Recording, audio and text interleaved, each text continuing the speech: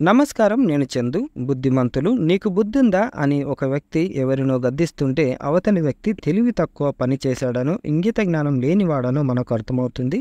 అతడు చాలా బుద్ధిమంతుడు అని ఎవరి గురించైనా మరొకరు వ్యాఖ్యానిస్తే ఆ వ్యక్తి సత్ప్రవర్తన గలవాడని భావిస్తాం. తెలివి జ్ఞానం గలవారిని బుద్ధిమంతుడిగా పరిగణించడం పరిపాటి. బుద్ధిని ది అని కూడా అంటారు. బుద్ధికి మతి అని నైఘంటిక అర్థం ఉంది. ఎవడు బుద్ధిమంతుడో వాడు వృద్ధుడు కాని ఏండ్లు మీరినవాడా వృద్ధుడు అన్నాడు నీతి చంద్రికకారుడు. ఇక్కడ బుద్ధి అంటే తెలివి, మతి అని అర్థం. మతియ కథ కృషి బీజము అన్నాడు మంచన కేయూర బహుచరిత్రలో. ఏ విధమైన కృషి సాగించాలన్నా బుద్ధి మూలమని భావం. బుద్ధి మన పూర్వకర్మలను అనుసరించి ప్రవర్తిస్తుందన్నది హర్షవాక్కు. భూమి కంటే జలం, జలం కన్నా అగ్ని, అంతకన్నా గాలి, దానికన్నా ఆకాశం గొప్పవని, వాటన్నింటికంటే మనసు, మనసు కన్నా బుద్ధి గొప్పవని తిక్కన మహాభారతం శాంతి పర్వంలో పేర్కొన్నాడు. లోక వ్యవహారంలో బుద్ధి అనే మాట ఈ విధంగా ప్రాచుర్యంలో ఉండగా ఆధ్యాత్మికంగాను సాహిత్య శాస్త్రంలోనూ బుద్ధి విశేషార్థాలు కలిగి ఉంది. బుద్ధి అంతరింద్రియం, మనసు, చిత్తం, అహంకారాలు మిగిలినవి. బుద్ధి 6 విధాలని వైజయంతి కోశం పేర్కొన్నది. అవి పండ, మేధ, చార్వి, గృహితి, క్రౌషి, చత్వరి. కవిత్వ రచనకు ఈ 6 విధాలైన బుద్ధి అవసరమని ప్రాచీన అలంకారికులు భావించారు. పండ అనే బుద్ధి గలవారు పండితుడు. పండితులందరూ కవులు కాకపోవచ్చు, కానీ విద్వత్ కవులుంటారు. జ్ఞాపక శక్తికి సంబంధించిన బుద్ధిని మేధ అంటారు. కావ్య మీమాంస బుద్ధిని 3 రకాలుగా వర్గీకరించింది.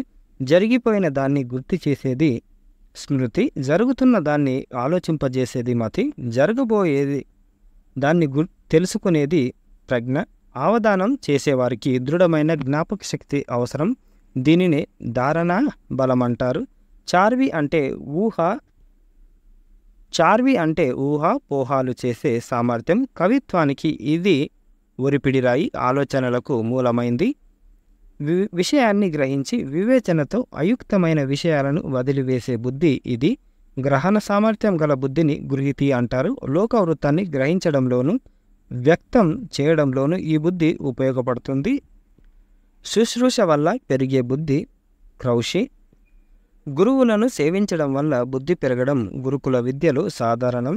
వినికిడి వల్ల పెరిగే బుద్ధిని చత్వరి అంటారు. ప్రవక్తలు, పండితులు, ఆచార్యుల ఉపదేశాలు, ప్రవచనాలు వినడం వల్ల బుద్ధి వికసిస్తుంది. అర్థజ్ఞానం, తత్వజ్ఞానం అనే వాటిని బుద్ధి గుణాలుగా కొందరు చెప్తారు.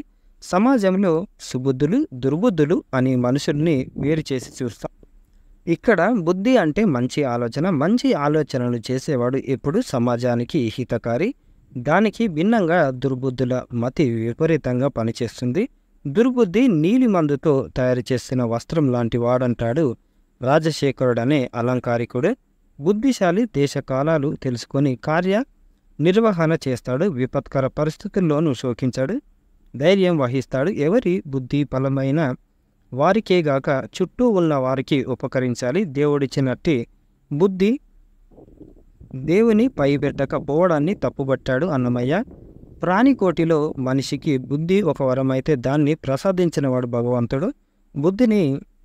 బుద్ధిని భగవన్మయం చేసినప్పుడు అది సమాజ కళ్యాణానికి దోహదం చేస్తుంది అని డి భారతీదేవి గారు రాసిన అంతర్యామి ఇది బుద్ధిమంతులు. ఇది ఈరోజుకు సంబంధించిన ఆర్టికల్. లైక్ చేయండి, షేర్ చేయండి, సబ్స్క్రైబ్ చేయండి. థ్యాంక్ యూ, ధన్యవాదాలు.